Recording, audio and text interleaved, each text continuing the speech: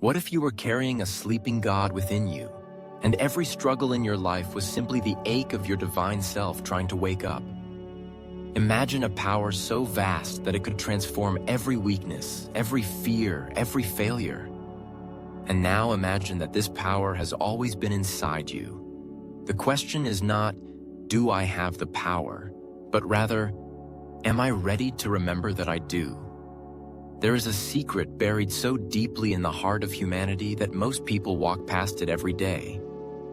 Not because it is hidden in some mountain cave or sealed inside a golden temple, but because it is too close, too familiar, too constant. The secret is this: you are not a weak, wandering creature in search of meaning. You are a spark of the infinite, a piece of eternity wrapped in flesh, a divine current flowing through the illusion of time. This isn't a metaphor. This isn't poetic mysticism. This is the core truth of your existence. And once you awaken to it, not just in mind, but in soul, your entire experience of life changes.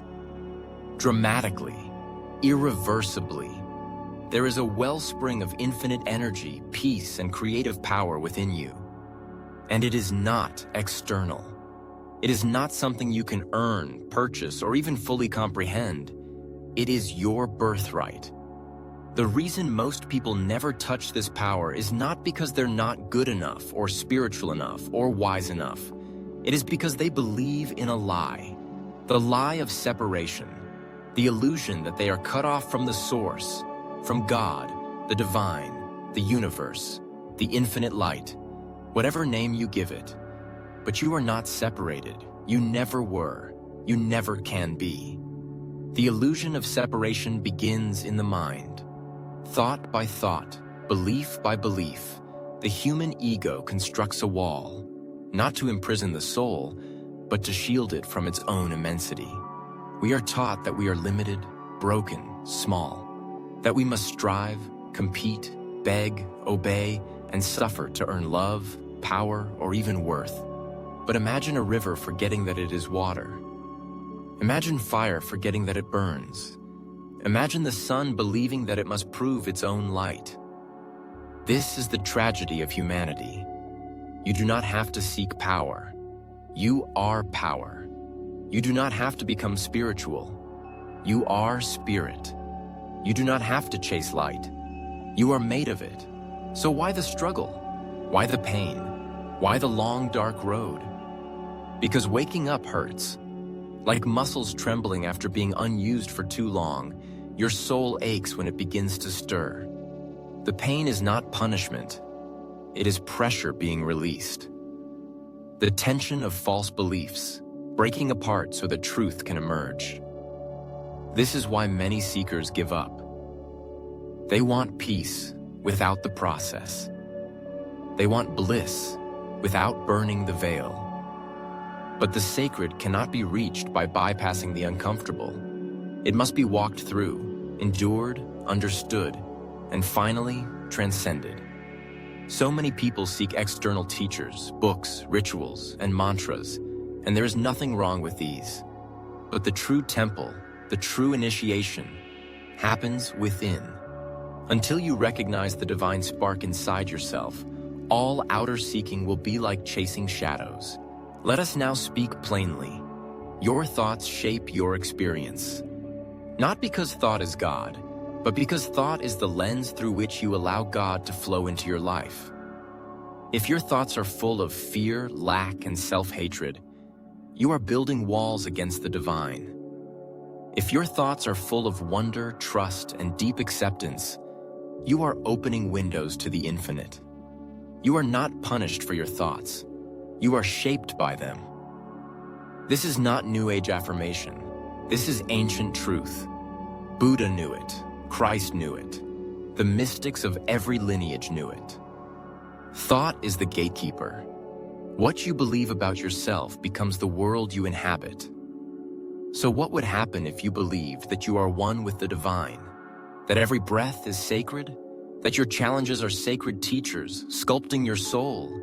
That your body is a holy vessel and your life a divine unfolding? Here's what happens. You begin to walk differently, speak differently, think and feel differently. Not because you're trying to fake confidence or project spirituality, but because you are finally remembering who you are.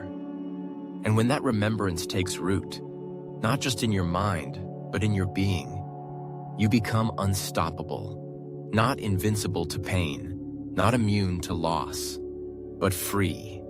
Free from fear, free from doubt, free from the illusion that you must become anything, because you already are.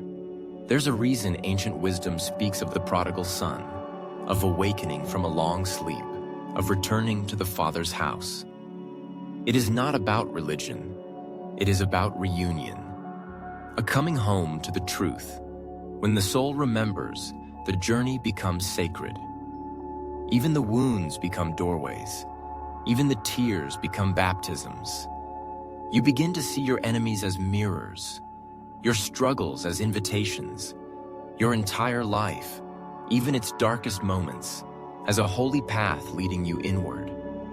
This is not weakness. This is not surrendering in defeat. This is the ultimate act of spiritual power. To yield to the whole, to align with the divine will, not in fear, but in reverence, to become the river, not the rock. And from this surrender, the true power arises. A power that is silent, yet unwavering. A power that does not need to shout, prove, or dominate. A power that simply is.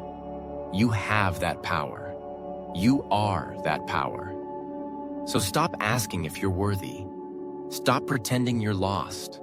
Stop shrinking in fear of your own light. The time of forgetting is over. The veil has thinned. The divine is not waiting for your perfection, only your permission. So say yes. Say yes to who you are. Say yes to the infinite life and power already beating within your chest. Not tomorrow, not someday, now. You were never just a seeker. You are what you've been seeking. Welcome home. If this message awakens something in you, please support our Golden Bell Dharma channel by liking, subscribing, and sharing. May your path be blessed and your soul be free.